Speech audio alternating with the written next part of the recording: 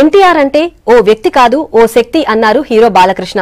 తెలుగువారి ఆత్మాభిమానాన్ని కాపాడాలని అన్నారు. తన సంస్కరణలతో రాష్ట్రమే కాదు దేశ దిశను మార్చారని హరికృష్ణ చెప్పారు. ఎన్టీఆర్ ఆత్మ తెలుగు రాష్ట్రాల ప్రజల మదిలో ఉంటుందన్నారు జూనియర్ ఎన్టీఆర్. అన్నగారి వర్ధంతి సందర్భంగా ఎన్టీఆర్ ఘాట్లో నివాళులు అర్పించారు కుటుంబ సభ్యులు.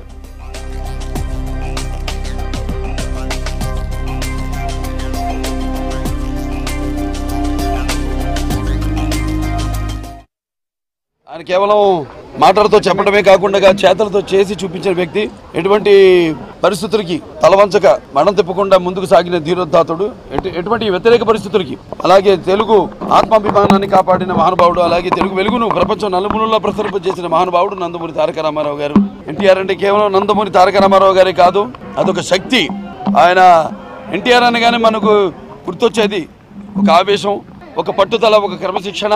అలాగే ఆయన స్థాపించిన తెలుగుదేశం పార్టీ వ్యవస్థ, అది కేవలం పార్టీ కాదు, అదొక వ్యవస్థ. ఇవాళ తెలుగుదేశం పార్టీకి ఉన్నంత క్యాడర్ కార్యకర్తలు ఇంకే పార్టీకి ఎక్కడ ప్రపంచంలోనే లేరండంలో ఎటువంటి అతిశయోక్తి లేదు. ఒకటే తెలియచేయాలి ఆ మహానుభావుడి గురించి. ఆయన గురించి తరాలైనా యుగాలైనా ఆయన గురించి మాట్లాడటానికంటే సమయం చాలదు. మహానుభావుడు, మహోన్నతమైన వ్యక్తి. ఎవరైనా సరే వారు రాష్ట్రానికే పరిమితమయ్యారు. కానీ అన్న నందమూరి తారక రామారావు గారు ఆయన సంస్కరణ ద్వారా రాష్ట్రం దిశనే కాదు దేశ దిశని కూడా మార్చిన మహామనిషి ఆయన. ముఖ్యంగా మొన్నే చూసాం, 40 సంవత్సరాలు పూర్తయింది దానవీర సూరకర్ణ సినిమా. అందులో మీరు చూడండి, ఆయన సినిమాకే ఎంత ప్రభావితమయ్యి రాజకీయాలకు వచ్చి, ఎందుకంటే రాజకీయ గురువు లేరు ఆయనకి, ప్రజలే దేవుళ్ళు ఆయనకి. అలాంటి మహామనిషి ఏదైనా సరే ఎవరైనా సినిమాలో చేశారంటే యాక్ట్ చేస్తారు.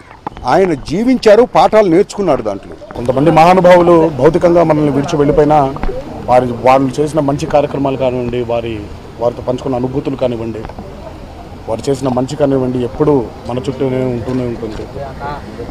అలాగే తాతగారి ఆత్మ ఎల్లప్పుడూ తెలుగు రాష్ట్రాల ప్రజల మధ్యలోనే, తెలుగు రాష్ట్రాల ప్రజల చుట్టూ తిరుగుతూ ఉంటుందని